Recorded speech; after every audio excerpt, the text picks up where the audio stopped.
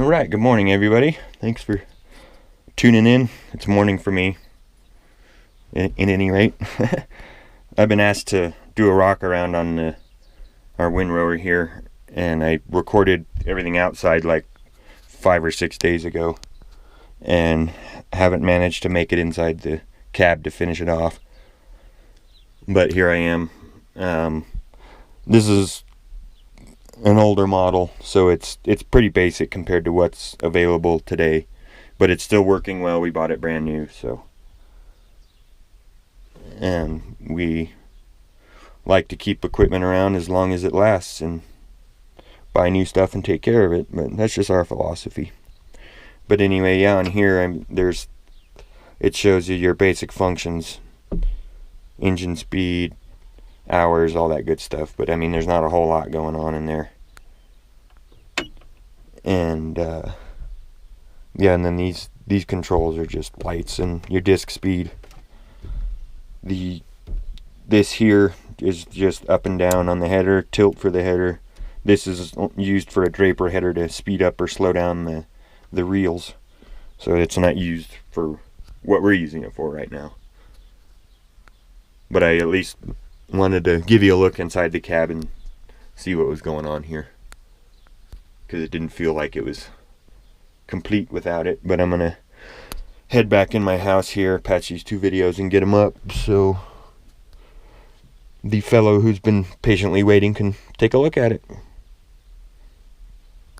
I've had a few requests to do sort of a walk around of our windrower here. What this is an Hesston 8550S. This is before the Agco takeover. But it is pretty old now, but we bought it brand new. So we've just done our best to take as good a care of it as we can, because equipment is expensive.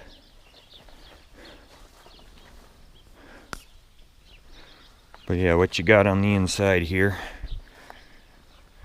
is it's all wet from last night. And this is what happens when you cut alfalfa. It's all goopy and nasty.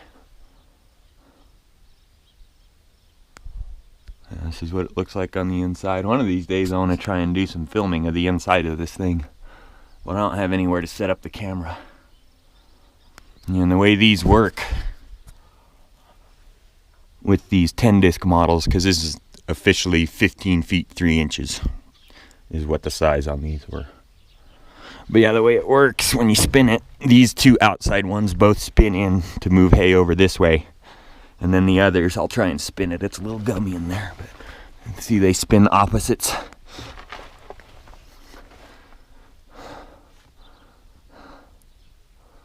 And yeah, and then you got your little helper accelerator roll, whatever they want to call that.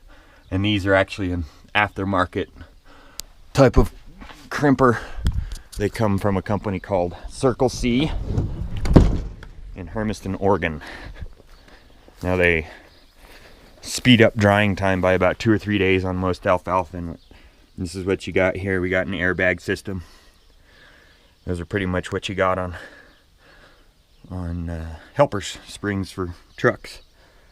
But yeah, there's if you want to take a look, it's even got all their information on there. Right there.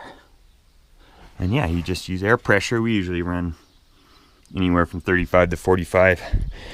You need to check all the time when you're starting new fields, though. And yeah, they just act on here.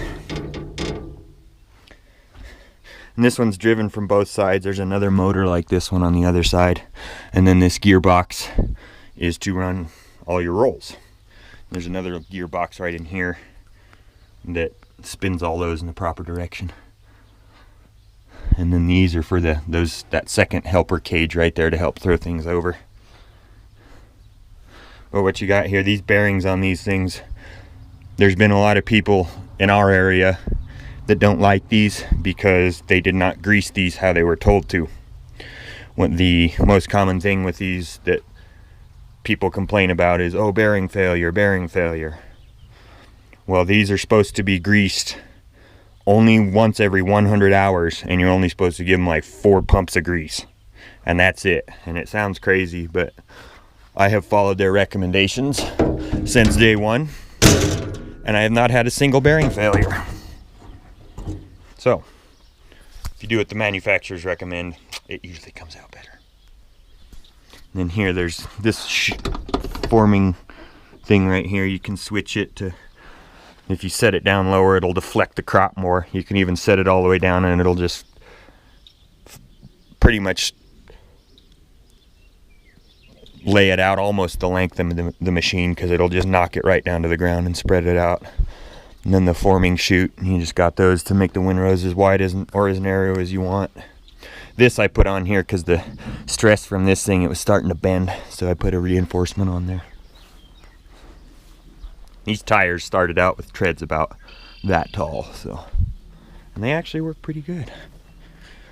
And then in these things is it's just a Cummins engine. Yeah, these are good old 5.9 Cummins engines. And then this is the hydraulic reservoir, and then this seam right here, you got the fuel right there, which is kind of nice, helps keep some extra weight on the back. And yeah, there's no emission stuff on this. That's what is nice about an old machine, is not worrying about all that crap.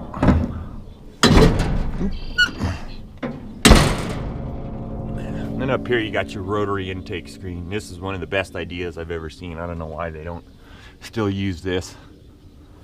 The way it works, there's no motor on there. It's actually the force of the fan pulling air through the radiators, and actually this is the intake right here for the air intake. And so both of those, it actually provides a suction in here because you got a seal right here, and these things stay pretty clean. And these radiators, I'm not going to pull it out right now because I got my little setup here. There used to be some pins in there that I've lost. But this one, if you look right here, this is your oil and hydraulic coolers. These will actually slide all the way out here, and then you can get to them out here in the open, and then get to the coolant radiator. And then yeah, there's just a filter up there and the hoses. But this design works really well because you don't get, oops. Come on. Yeah, this works really well. It's probably stuck because of the rain. But this sucker just spins around really fast like that. And yeah, because the way it spins around, you don't get stuff stuck on the... Uh-oh, here comes the wife. I'll get back to you later. We'll finish this later.